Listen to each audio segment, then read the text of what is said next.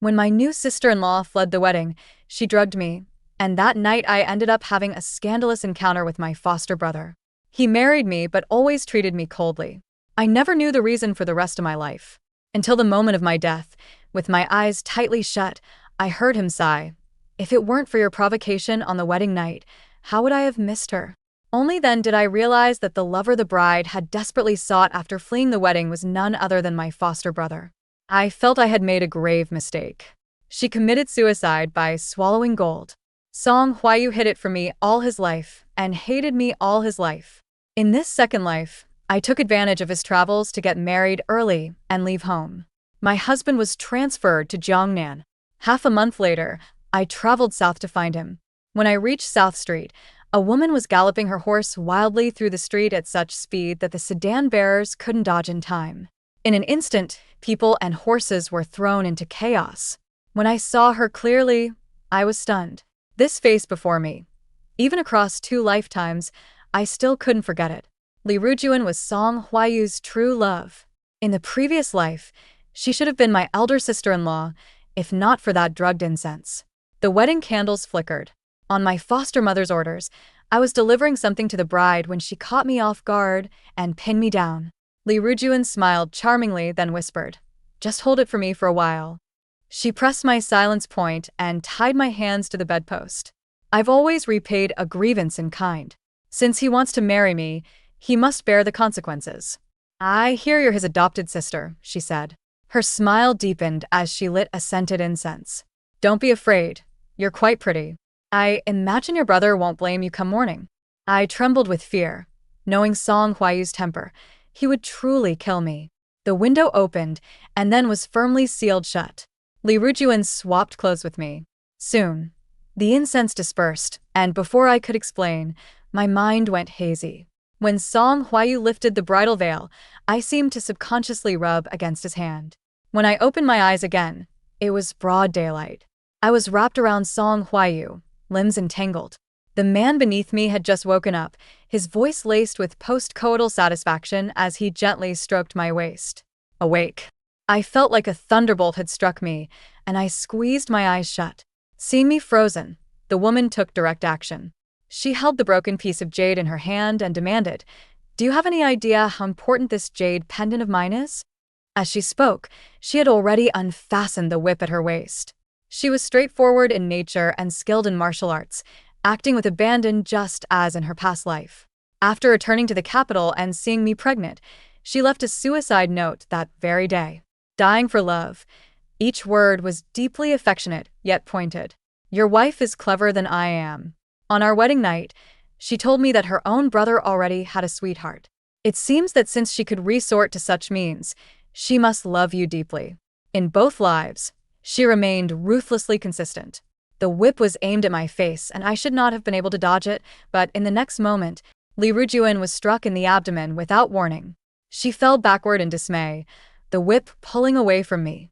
Confused, she locked eyes with the shadow guard who had stepped in front of me. The next moment, she wept in grievance. She cried so pitifully that I instinctively looked up, and sure enough, Song Hwayu was standing not far away. The scenery in Jiangnan was picturesque, bustling with life in late spring. Song Hwayu wore a stiff official robe, his black crown tall and straight, his demeanor icy cold. Sensing something amiss nearby, he rushed straight toward Li Rujuan. Along the way, he did not glance at anyone else, only crouched down and lifted her into his arms. But I only saw his profile. He knew he was angry. His expression was cold. When he looked up, he paused. "Why are you?" He realized I was sitting on the ground. He took 2 steps forward, as if to reach out. "The ground is cold." Dr. Wu said, "You must not." As his words trailed off, we both froze for a moment. "Must not catch cold," were the words Dr. Wu had repeatedly stressed to him when I was gravely ill in my past life. Song Hwayu and I exchanged a glance, then looked away from each other. Song Hwayu pondered for a moment. When I stood up, his gaze turned cold and wary. "What are you doing here?" I began. "I came south to find my husband." Before I could finish, the woman in his arms let out a groan. Song Hwayu lowered his eyes and called, "Aru." He raised his eyes again and let out a sneer. You came to find me. Song Huayu lifted Li Rujuan onto the horse, then mounted himself. But unfortunately, I never repeat the same mistakes. His every word pointed to the past life. I lowered my lashes, recalling my dying moments. The rain under the eaves was about to fall but hadn't yet. The doctor closed his medical box. Neither the mother nor the child could be saved. He calmly closed my eyes. Mother always said you were pitiful. She and your mother were sworn friends, so she forbade me from harming you in any way. But she never imagined that your malicious intentions would ruin our lives, mine and Aru's entire lives. Though my heart could no longer beat, I heard thunderclaps roaring in my ears, just like the regrets I had accumulated my whole life. Only at the moment of death did they become deafening. I thought he and I had been devoted to each other for a lifetime, only to realize he had merely endured for a lifetime due to his foster mother's dying wish, enduring painfully. In his heart, only Aru was ever his wife. Your unscrupulous tactics always disgust me. Now I understand why he wept so sorrowfully when Li Rujuan died. When he saw that final letter, he quietly put it away without a word, and without even waiting for my explanation, he took my hand and said, "I naturally trust my wife." I only thought he trusted me, loved me, never once considering that the wife he spoke of was not me. Outside the government office, a few late spring peach trees swayed and shimmered in the spring light. Li Rujuan and Song Huayu rode the same horse, while behind them, I was tightly escorted by his men. Song Huayu insisted I go home, but I shook my head. "I came here not to find you. It's just that my husband happened to be reassigned." He let out a scornful laugh. "You really think I can't see through your tricks?" I froze as he narrowed his brows. "Since you're unwilling to return, then don't bother. Song Huaisong has openly assaulted an official. Even if you are my sister, you can't escape the punishment of imprisonment." My thoughts were pulled back by Li Rujuan's deliberately raised voice. "Ayu, what a beautiful flower." Li Rujuan had already recovered.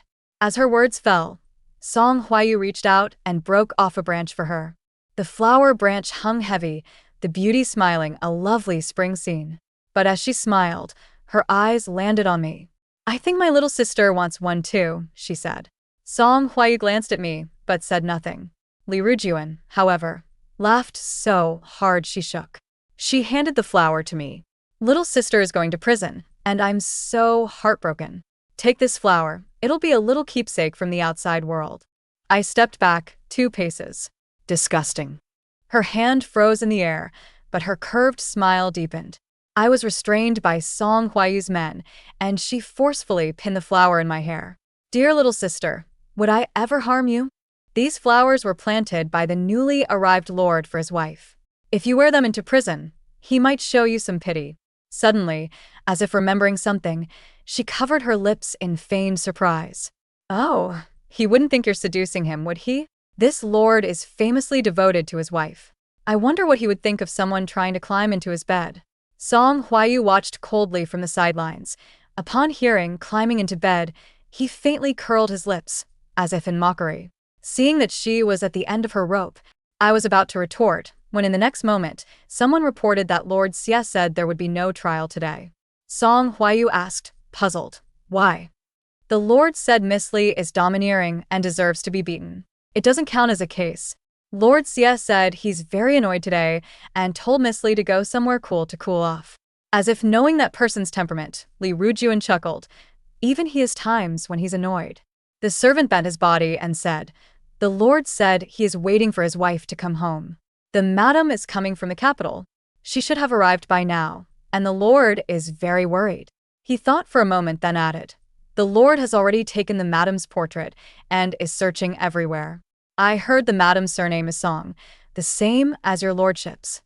Thinking of Xianing, I couldn't help but worry. He's a newly appointed official with a gentle disposition. Now that I've just arrived and been detained, I wonder if he'll be bullied along with me. Just as I said that, another messenger boy came. The master told Miss Li to get lost as far as possible and stop sending messages, as it's only delaying his search for his wife. Li Rujuan wasn't angry, just a bit disappointed. What a pity, we're just traveling through here. If we really want to throw someone into jail, it would have to go through Xianing's hands. Song Huayu glanced at me lightly. "No rules." Since it can't be handled as official business, we'll deal with it as family matters. I glared at him. Song Huayu, aren't you afraid mother will find out? He sneered, a hint of threat flickering in his eyes. Oh? Then go ahead and try. There were marks on my wrists from the rope. Song Huayu forcibly took me back to the residence, and it wasn't until evening that someone untied me. That night, the moon was cold as water, spilling a pool of light by the window. I sat alone in resentment, and from afar, I saw someone approaching with a lantern. Come out and eat. The voice outside the door interrupted my thoughts. Through the gauze window, Song Huayu's expression was unreadable, neither sad nor happy. Seeing that I didn't respond, he paused. What's with all this temper? The door creaked open, and Song Huayu's gaze fell on my wrist. His brow twitched slightly before he finally softened his tone. Eru has a fierce nature. You humiliated her in public. I'm worried she might do something reckless. Punishing you was just for appearances. Before long, the cook brought a bowl of lotus seed porridge. Song Huayu gently picked it up. You like lotus seed porridge the most. Have at least a little. You're always like this. Refusing to eat or drink whenever you're angry, insisting on trapping yourself over trivial matters. Hearing this, I looked up at him. Seeing me raise my eyes, he averted his gaze. It's only because of mother that I can't harm you. You'd better keep your hands and feet in check, or else I won't let you off next time. Tomorrow I'll send you home. I cut him off. Song Huayu, I'm not going back to the capital. He frowned. Be good. I can't take you with me. After a pause, he added, in a few days I'm going to Qingzhou. Qingzhou is poor and bitter, nothing like Jiangnan. How could you bear such hardship? Eru wasn't raised as delicately as you were. As she spoke, a sudden commotion arose from the front hall, and amidst the chaos, a scream rang out. It was Li Rujuan. Song Huayu quickly stood up, and in his haste, the porcelain bowl in his hand fell to the ground, shattering into a mess at my feet. Out of nowhere, Li Rujuan encountered a ruffian, and oddly enough, the man was highly skilled in martial arts, yet he was conveniently subdued by Song Huayu just outside my door. Li Rujuan was injured, trembling as she threw herself into Song Huayu's arms, crying, I thought I would never see you again. She looked pitiful, but after only a brief moment of warmth, she turned the blame. Everything was fine for days. How is it that as soon as my sister arrived, a thug showed up? Song Huayu rubbed his brow. Under repeated questioning, the strange ruffian's every word pointed at me. It was this young lady who hired me, she said. She came all the way from the capital to find her brother, and she hated the woman hanging around him. She wanted me to teach her a lesson. As he finished, Song Huayu frowned and looked at me, while Li Rujuan's voice rang in my ears again. She was clever after all, curling her lips with a triumphant air. This time, Xianing would have to show up, right? He'd better not tell me that with a life-or-death case at hand. He still had to look for his wife. She had called people over and reported it to the authorities. Song Huayu listened, his expression always indifferent. He glanced at me, then at her wound, lowering his eyelashes as if in tacit agreement. Li Rujuan's tone grew even more smug. She raised her voice and told Magistrate Xie that someone here had deliberately tried to kill her, showing contempt for the law, and should be convicted immediately. She looked at me with an enigmatic smile. Little sister, don't be afraid. Our Magistrate Xie may be a bit fierce, but he is ultimately very fair. He will certainly not let you be wronged. However, she blinked, you have delayed his search for his wife. I heard that Magistrate Xie and his wife are newlyweds, still deeply in love. Song Huayu gently brushed the hair by her ear, his voice faint as if comforting her. If Xianing really can't get away, it doesn't matter. We'll return to the capital. Magistrate Zhang there is a good friend of mine. It also seemed like a warning to me. Wind rose in the night, blowing my hair askew across my forehead. I closed my eyes. Memories of past and present lives mingled inexplicably. Back then, it was the same. I was framed for my entire life. After Li Rujuan's funeral, the capital was filled with rumors that I had seduced my brother and framed my new sister-in-law. The Leaf family filed a lawsuit to seek justice for Li Rujuan. The government officers came to the house to arrest me. Song Huayu comforted me, saying, Don't be afraid, I will get you out. I believed him and never suspected him. I lost my first child at that time. In prison, I was interrogated again and again, but I always refused to admit to something I hadn't done. The judge, Lord Zhang, produced Li Rujuan's suicide note. Can the dead lie? I had nothing to say. Facing torture and interrogation, I still did not beg for mercy. It was only after I was tortured and left alone in the cell, blood pooling under my skirt, that I realized I was pregnant. The child was lost. I was released from prison half a month later.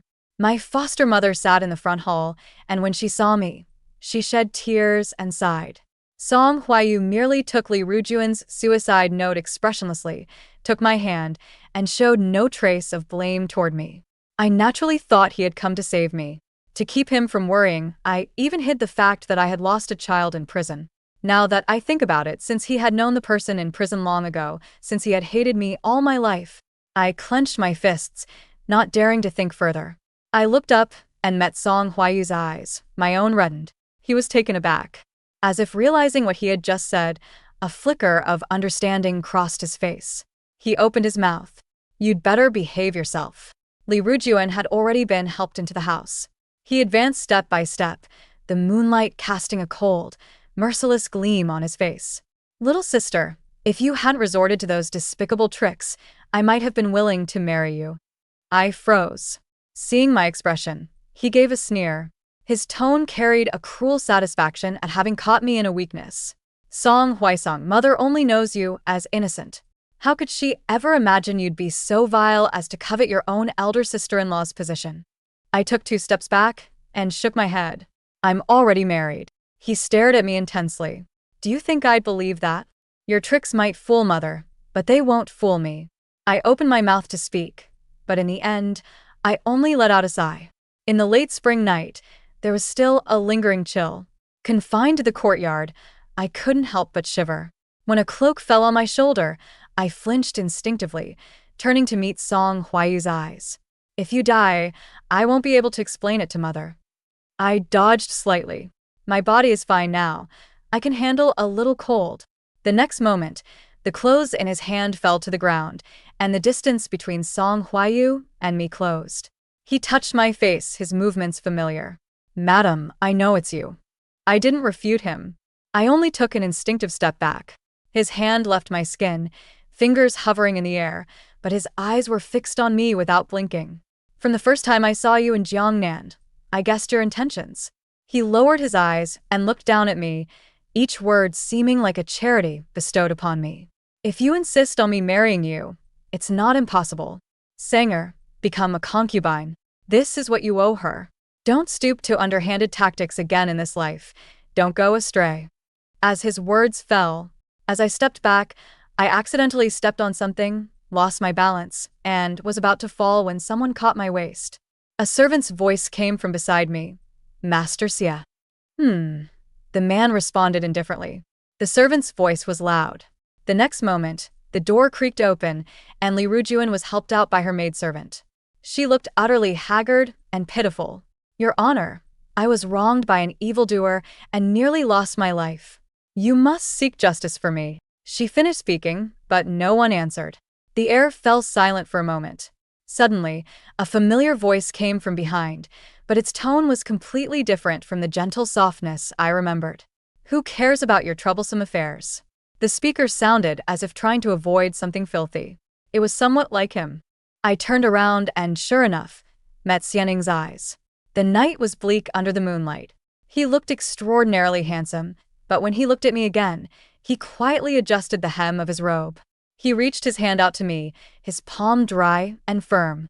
He took my raised hand very, very gently. He held my gaze for a moment, a flicker of joy in his eyes, which then turned slightly aggrieved. Ah, he sighed, as if relieved. I've been looking for you all day. I was so worried I nearly lost my mind. Li Rujuan was puzzled. Since you're here, sir? A faint smile appeared on Xianing's face.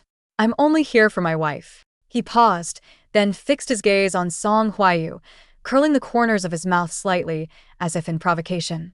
I've come to take my wife home. Just as I was about to leave, my sleeve was suddenly tugged. Song Huayu frowned and asked, Sanger, what do you mean? His words were barely audible, as if broken. You got married? When I didn't answer, he pressed further. Why didn't you tell me? After a moment of silence, he asked again, why did no one tell me? I brushed off his hand. I sent you a letter home. You just never replied. Mother said I'd have to marry someone anyway, and it wouldn't matter if you weren't there to add to the occasion. I took Xianning's hand. Let's go. After a few steps, a scoff came from behind. Song Huayu seemed to realize something. Sanger, you're just trying to spite me. Why bother? His words carried a hint of smugness. After all, that day under the corridor, you made the first move. Or maybe you don't remember, the first time, you were still calling out for brother in your dreams. Beside me, Xianning's expression shifted slightly, a faint tremor running through him. The scenery of Jiangnan was beautiful, and the spring view was at its peak, offering a unique charm compared to the capital. Far from old acquaintances and past events, my mood became lighter. I slept until the sun was high in the sky, and when I woke, Xianning was lying by the bedside. His fingers traced the outline of my brows and eyes in the air. Meeting my gaze, his eyes curved gently. Madam, he paused, then added, sister. I was momentarily dazed, then his words pulled me back to my thoughts. Why didn't you sleep a little longer? I sat up. What time is it now? Still early, just past noon. Looking at the bright sun outside the door, I grumbled. It's all your fault, otherwise, how could I have slept so long? He lowered his head with a soft laugh. Oh, so it's my fault. Why didn't I hold back last night, exhausting my sister so much? A hint of a smile curled on his lips, as if he had already forgiven himself. His expression was remarkably similar to his roguish childhood self, making me feel a bit disoriented. In my past life, I had only seen him a few times. One was when our family was raided. Xianning grabbed my hand and said, "Come to my house. Whoever wants to kill you, I will be the first to refuse." Back then, he was quite chubby, his round face drenched in tears as he cried mournfully. He tugged at my hand while pulling on his mother's sleeve. Mother, I really like this little sister. Madame Xie couldn't persuade her chubby son, so she simply told him, this little sister only likes handsome older brothers. Brother Song is handsome and talented, so of course little sister likes him more, isn't that right? Actually, I hadn't seen Song Huayu then, but Madame Xie's gentle gaze guided me, and I couldn't help but nod. Only then did Xianning reluctantly let go. He cried so pitifully, his voice trailing off in broken sobs. I will definitely grow up to be more handsome than him. Back then, we were innocent children, our fates drifting beyond our control. The years I spent at the Song family tied to Song Huayu were truly miserable. The second time I saw Xianning was after my release from prison. Song Huayu took me to a banquet to cheer me up. Among the crowd, I spotted him at once, dressed in red, handsome and striking. As he grew up, Xianning truly became dashing and charming. No one could imagine that as a child. He was a chubby boy who cried at everything. He cast a glance at me, as if recognizing me. Little sister. He still called me by that childhood name, even though we had grown up. You're unhappy. His eyes were sincere and earnest. After all these years, I still want to take you home. I twisted my handkerchief. Before that reckless night with Song Huayu, my foster mother had intended to arrange a match for me, and among the candidates, she had specifically mentioned Xianning's name. But later events took unpredictable turns, and all those previous plans came to nothing. I thanked him politely. Master Xie, I am already married. My husband treats me very well. I already have a home. He froze for a moment, his eyes downcast. The last I heard of him was on the day I died. I heard he had refused the marriage to the princess and remained unmarried to this day. Perhaps it was because I heard his name before my death in my past life. When Mother asked if I had anyone in mind, his figure involuntarily surfaced in my mind. Then, the young master of the Xie family. My heart was anxious, unsure if he would be willing. It was consensual. On our wedding night, he gently lifted my veil. Little sister, what should I do? I still really like you. The red candles flickered.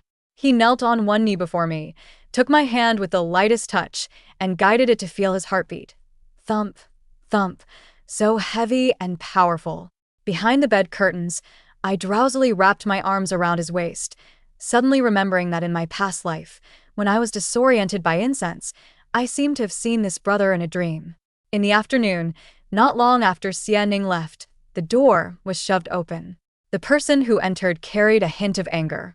Song Huaisong, are you so unwilling to let Aru go? I didn't know you resented her to such an extent. Unwilling to say more, I waved my hand from behind the curtain. See the guest out. The next moment, the curtain was lifted. Song Huayu's eyes were full of rage.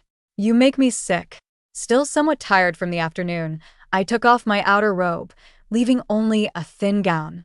His gaze fell on the marks on my neck, and he froze in place. And he really? The place he stared at grew hot.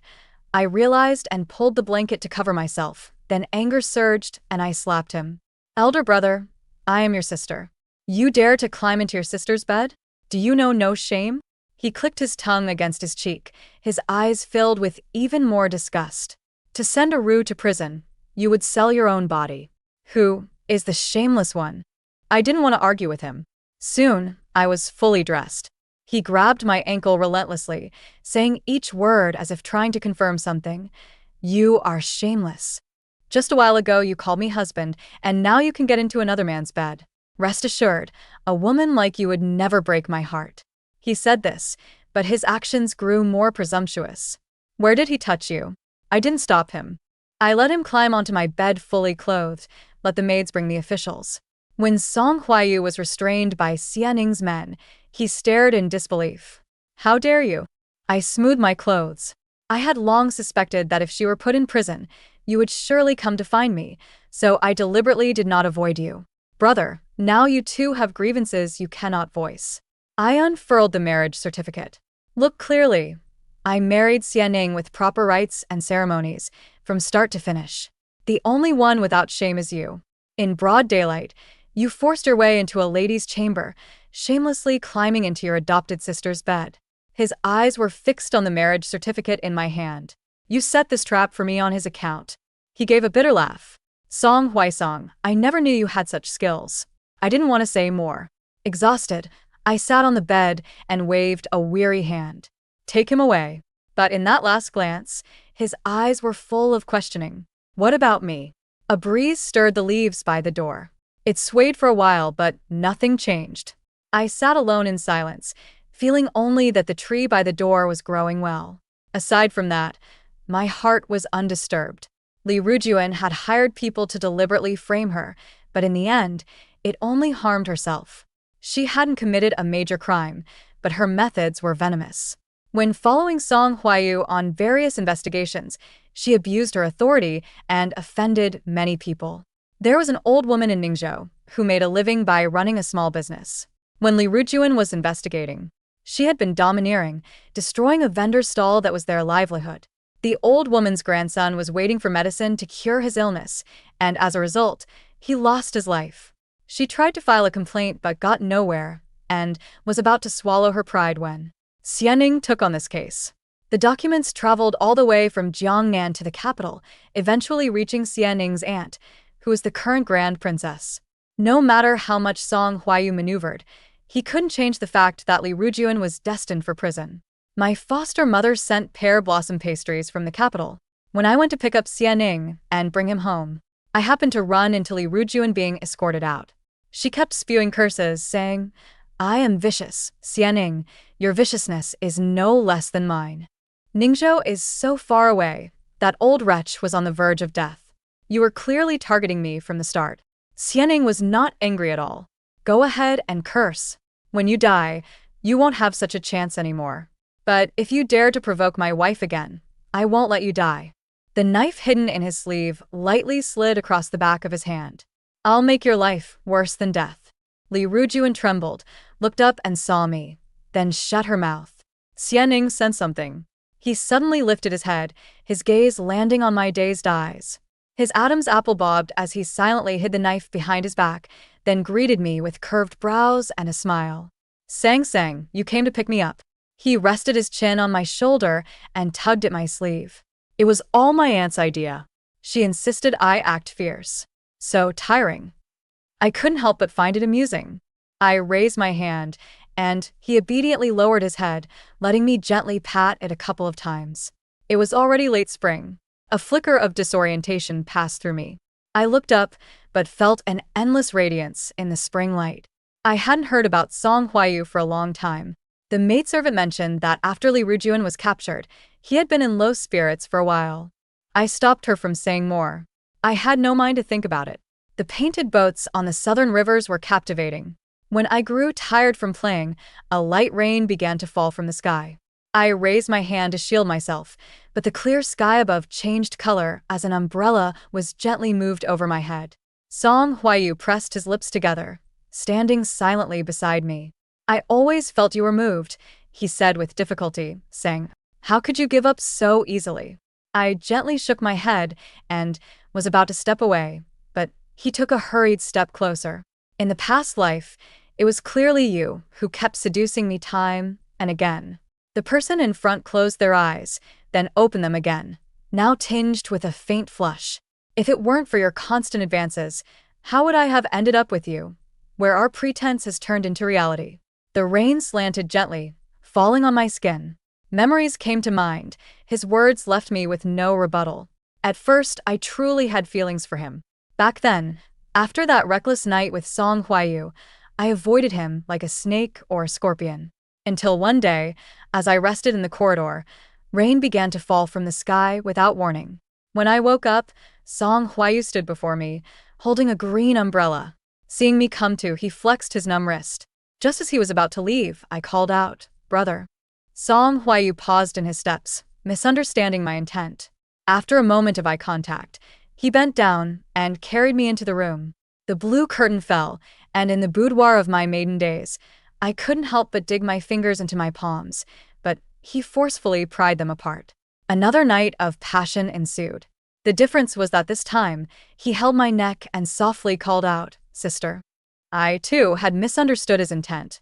He was always lukewarm towards me in life, yet meticulous in everything. I just thought it was his nature. I never imagined he was acting out of necessity. He also recalled the past, counting each detail. That day sheltering from the rain under the eaves, it was clearly you. I brushed aside the umbrella he held up, letting the rain fall on me. That day, I actually wanted to say, "I don't need you to hold an umbrella for me. I don't think this rain is worth avoiding." Seeing my determination, he stood frozen, a tear welling in the corner of his eye, falling silently as he spoke. "Song Huaisong, our whole life together, can you really bear to let it go?" I trembled and closed my eyes. He grabbed my hand. "Even if you can bear it, I cannot. I have been your wife for a lifetime. I've long become unable to let go." When he finished speaking, I opened my eyes. "I cannot bear it." Song Huayu's expression shifted slightly. I looked at him earnestly and said, "I cannot bear it, if only you were not my brother. If not for our foster mother between us, I would make you pay for my dead child, for the first child I lost in prison. Pay with your life." He slowly widened his eyes. He gradually released my hand. "What did you say?" The rain of Jiangnan, falling in the flourishing spring scenery, was originally a beautiful scene. But as I savored those memories, a profound bitterness welled up, and before I knew it, tears were streaming down my face. The umbrella fell into the lake with the wind, and Song Huayu also began to cry. "I was wrong. Come home with me. When I had you locked up back then, I didn't know you were pregnant. I also didn't know Aru's heart was so unfathomable." I wiped the tears from my face. "Let's just leave it at that. My adoptive mother showed me kindness. I could never harm you. Don't come looking for me anymore. Just let me go, please." I truly didn't want to remember anything related to him anymore. The rain grew heavier. I couldn't hear his response. I just walked home crying, and he followed far behind for a long time. When I ran into Xianing, he was holding an umbrella. Seeing me soaked through, his usual carefree smile vanished. Silently, he handed me the umbrella with a grim expression. Then he stepped forward slowly, lifted his foot, and kicked Song Huayu in the stomach. Lost and defenseless, Song Huayu collapsed to the ground, utterly disgraced. But he quickly regained his senses. When I looked up again, the two were already tangled in a fight. The farce ended with my shout. Splash of water got into Xianing's eyes. He was about to get hurt. I threw aside the umbrella and rushed over. As soon as Xianing finished speaking, Song Huayu's fist stopped midair. He let his strength drain away, looked up, his eyes reddened. "You care about him? How long have you been with him? You and I have been through 2 lifetimes together. But I had no time to pay attention to his words. I just tightly hugged Xianing's waist. Stop fighting. Let's go home. If you get hurt and your face becomes unsightly, I won't like you anymore. He placed his hand on my waist and softly said, Okay. Xianing lifted me up. It won't happen again. I curled up in his arms and breathed a sigh of relief. I was so afraid that he would find out about my utterly stupid and notorious past life. After that day, I fell ill. Once the fever subsided, the unbearable memories also hid away in my heart, gradually losing their weight. Song Huayu returned to the capital. From then on, there was no more word from him.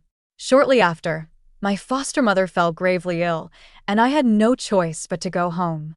When I saw Song Huayu again, his actions were all proper and reasonable, never overstepping the bounds of sibling affection, except that occasionally his expression would flicker when he saw Xianing and me being intimate.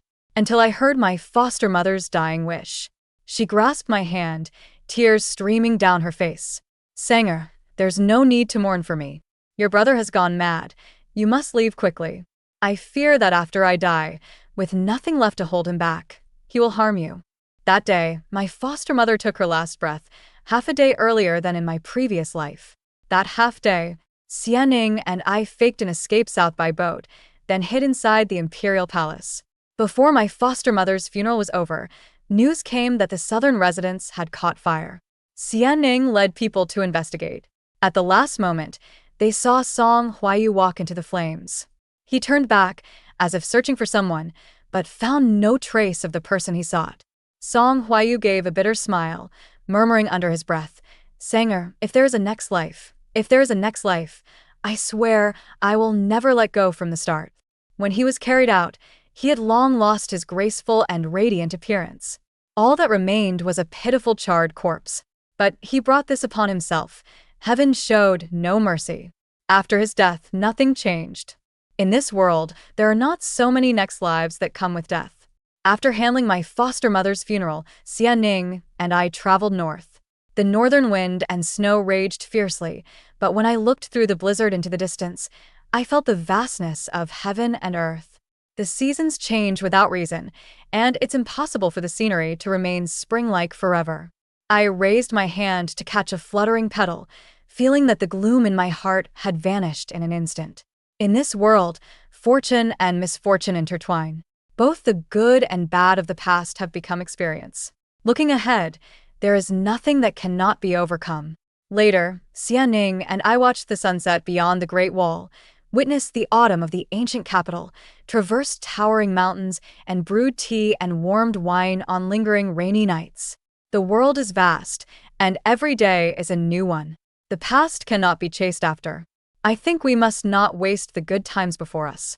One early summer, after the old residence in Jiangnan was newly renovated, Xianing and I moved back to the yamen.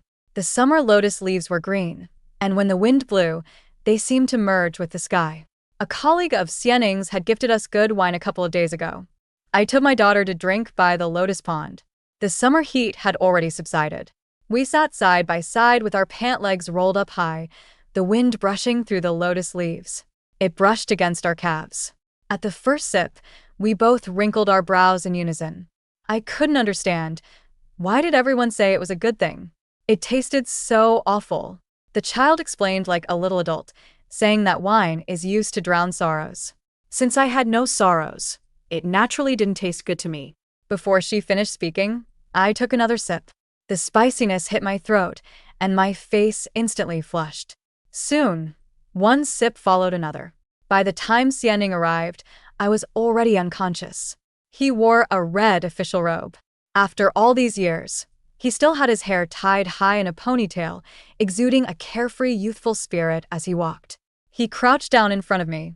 Little sister, do you still recognize your husband? I dazedly grabbed his hand. Husband, are you married? He smiled, his eyes curved like crescent moons. He familiarly lifted me onto his back, hooking one hand to pick up my shoes that I had tossed aside. What? You want to marry me? I rested my chin on his shoulder. No, I can't. I have a family. When we got home, dusk had fallen. I slightly opened my eyes and saw the distant setting sun slanting westward, yet the sky was still clear. In a daze, I heard Xianing's voice, very low and hushed, as if carrying the joy of surviving a calamity and hiding infinite care. He said, "The past cannot be chased. Fortunately, in this life, I didn't miss you."